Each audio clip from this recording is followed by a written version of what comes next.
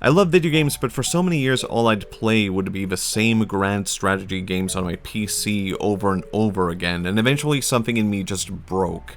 I am so bored of this. I'm so tired of painting Europe a different color. So from that, the place that I went to was the Nintendo Switch, and I've been a big fan of the Switch. I feel like this console brought back my enjoyment of video games. Because yes, I was playing video games, but all of a sudden I felt like I was playing real video games again. I grew up with a SNES, N64, and GameCube, but from the Wii and on I started to lean more heavily towards PC gaming, and a great thing about the Switch has been the incredibly solid video game library, full of things that I missed out on, to the point where I considered skipping out on the Switch 2 for now because there's so many games I've yet to go through. So with the announcement of the Switch 2, I didn't really have too many concerns. An upgraded Switch sounds very good, that's all I really wanted. However, with the formal announcement of the Ocarina of Time remake, I knew I had to get a Switch 2. And nowadays, there's such a minimal difference with upgrading a console, at least compared with Xbox and PlayStation, that I really wasn't expecting much at all. But booting up the Switch 2, the difference was immediately noticeable. Once you get going and play something, it's very much a new console and a new generation, and the idea that I can play all this as a portable console still blows my mind. This is where I would normally put in some things that I dislike about it, like, yeah, I don't necessarily love the black sleek design of the console, or how similar the UI is, or how there hasn't been that much use for the mouse controls, but it feels so minimal that it would feel stupid to complain about. These are things that I very quickly got over. I was already using my Switch 1 every single day, and that has only kept on going with the Switch 2.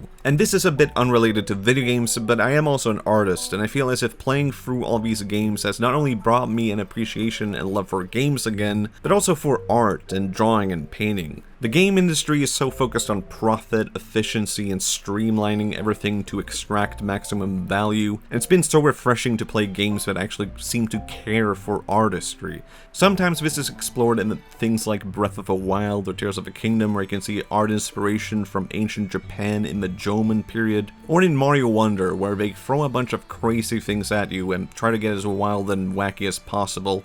And this is right up my alley. So I recommend the Switch 2 not only to someone looking for good games, an upgraded Switch 1, or a great portable gaming experience, but also for artists or people who just want to get away from how games have become a bit of a sludge of trying to max profit. I'm not saying this thinking Nintendo doesn't care about profit. They're a corporation with stockholders, obviously they do, but it's rare to see game companies take this much care into games that are wildly different, weird, or trying to maximize fun. So I can say I'm very happy with my Switch 2, I recommend it, but if you currently have a Switch 1, or you have a tight budget, then by all means continue using your Switch 1.